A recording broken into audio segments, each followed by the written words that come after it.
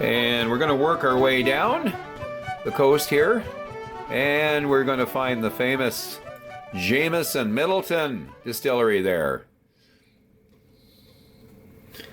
And of course, that is west of Cork, and that is where the distilling was moved back in the 70s. They're now actually have a whole new area that they're building that is going to be, I think it's $30-40 million that they're adding on to the older distillery there. So there it is.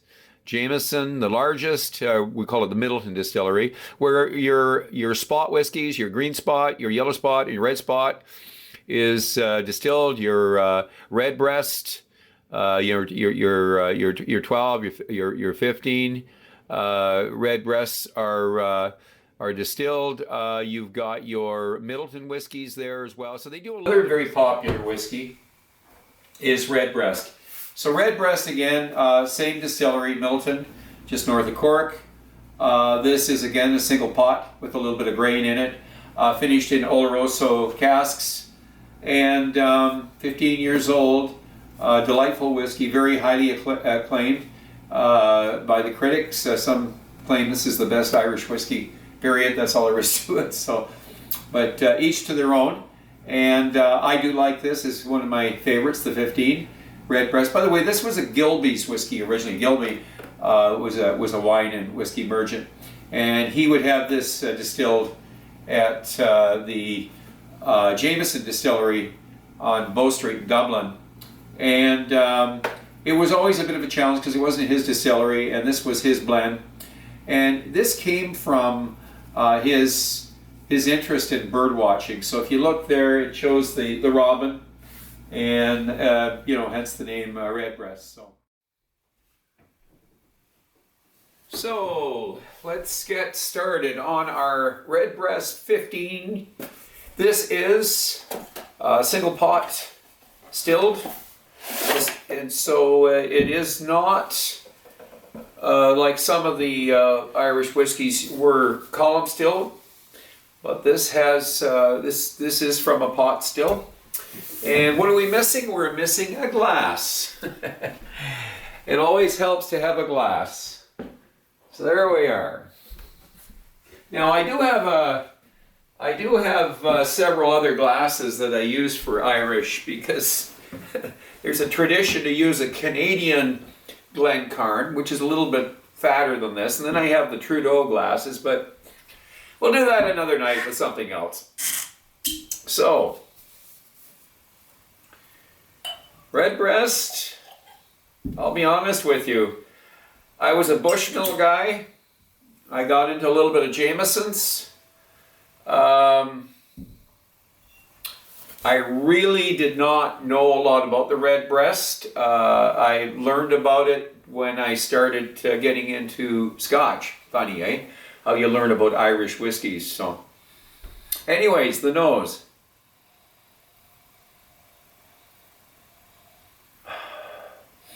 So, very fruity, very tangy. Lots of fruit. Honey. Yeah, and even a little bit of, dry grassy notes there. Oh boy. Honey, maybe even beeswax. Tropical fruits. And grapes. That's green grapes. We never talk much about the, how this is cured. I mean, 15 years, I believe it's bourbon barrels. I believe it's finished in Oloroso. I can probably read a little bit about here, but yeah, it's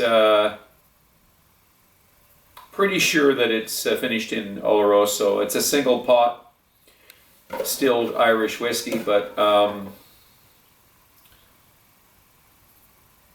so yeah, when they talk about the toasted oak and that, so basically we're looking at probably toasted casks bourbon casks. So you've got the charred, you've got the toasted, eh? But this is triple distilled. That's typical of the Irish whiskies. By the way, the Tyrcanals are double distilled. That was the difference between the three whiskeys I showed you: the Jamesons, the Redbreast, and of course, if I showed you Bushmills, the Yellow Spot. They're all triple distilled. That's typical of your Irish whiskies, like some of your lowland whiskies, like your Auchentoshan. But the Tyrcanal they treat it as a single malt and they double distill it. So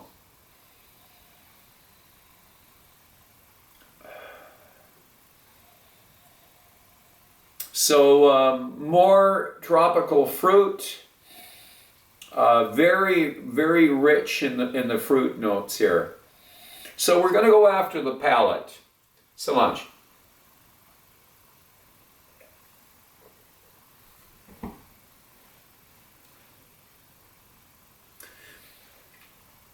It's a lot different than the Bushmills I drank when I was young.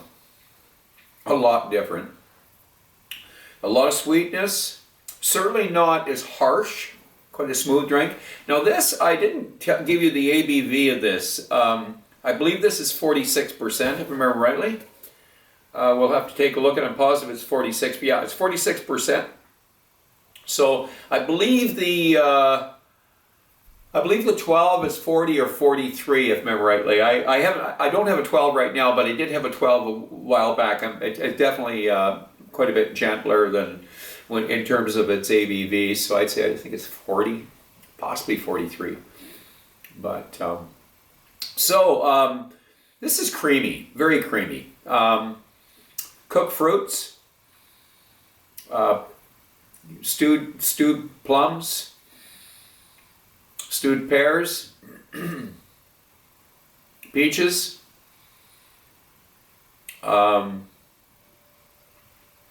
Have you ever had fried banana? Haven't had that for a while, but there's some banana notes here too. I'm gonna have to refill here.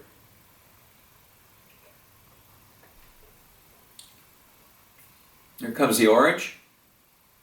Oh, we got some spice, nutmeg, a little ginger, and almost a little savory notes there. So. Butterscotch. Here comes my Macintosh toffee. Yeah, very creamy. I would say, little cappuccino, maybe a cappuccino latte. Make a little latte with vanilla latte, or maybe a caramel latte. Yeah, but rich, very creamy, very smooth. The word smooth. Try not to use the word smooth, but by golly, it's just something that it comes up when you're really having a good time with a whiskey. Smooth always seems to come in there. So, okay, let's go for the finish.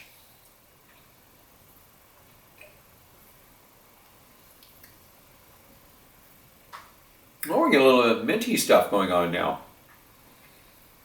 Yeah. Lemon meringue pie. Yeah, even a little bit of a bite of grapefruit there. And that's the, not the sweet, real sweet red grapefruit, more the yellow grapefruit. More of the spices. Getting a bit of the wood now. The wood's coming through. Definitely some sherry. This is definitely got some sherry stuff going on. Finish. This is going to be a medium finish. It's the 12 was definitely a short finish. This is quite a bit longer than the 12. So, but I'm going to add a little water. We're going to see what water does to this. So. We'll grab our water here.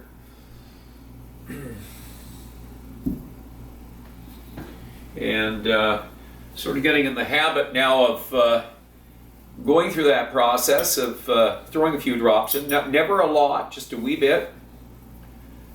And this is, by the way, distilled water. I might switch back to mineral water, just boil it, and get back to mineral water. I'm just curious what the difference in the two are. So I've had different feedback on it, so that's why I'd like to try it. But I'm not always a fan that we have to use distilled. I would definitely I boil the water and just make sure that there's nothing to change the whiskey in terms of bacterial stuff and all that. So, but anyways, let's give it the nose.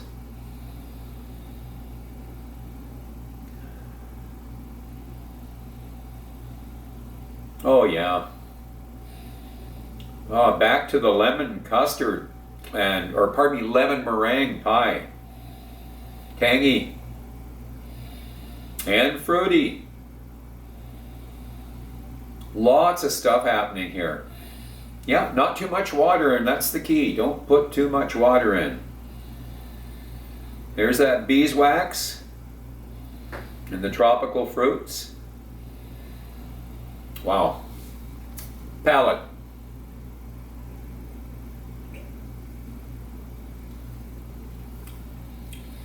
Every time you add water, you get a jolt of dessert. This is delicious.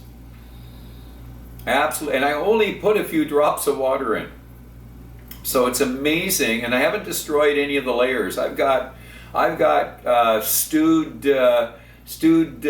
plums and pears, but I've still got my lemon custard pie. Or my lemon meringue pie, pardon me. Keep saying lemon custard. I've got, I'm even getting a little bit of the vanilla notes now, so that could be from the casks, the bourbon casks. Anything toasted, now it's gonna release, some of the cellulose, which is gonna turn it to sugar, right? But bananas, there's the bananas. Back to the citrus, the orange, tangerine. Maybe some, how about some orange meringue pie? And there's the wood. There's the wood. Delightful drink. A very delightful drink. The Irish can do it too. And what I'd like to say about Irish whiskey is I'm finding Irish whiskey, it's really well priced right at the moment. I don't think it's going to stay there. So I'm suggesting to kind of keep your eyes open at, if you see something you like, don't be shy if it says Irish. And get to know your Irish whiskeys, because not all Irish whiskeys have grain in them. Some are going to be single malts. So remember, anything that says Irish single malt is not going to have grain. But the ones that do have grain, they perfected it. They know how to make whiskey. And when they add grain, the idea behind adding that grain was to soften the whiskey, mellow it out a bit. And Jameson's has been doing it for years. And same with this is really nice, this Redbreast. It's a beautiful whiskey. I'm in a whole different scoring category now that I'm in Ireland here, and I really think this is going to hit an 86, somewhere between an 86 and an 87. This 15.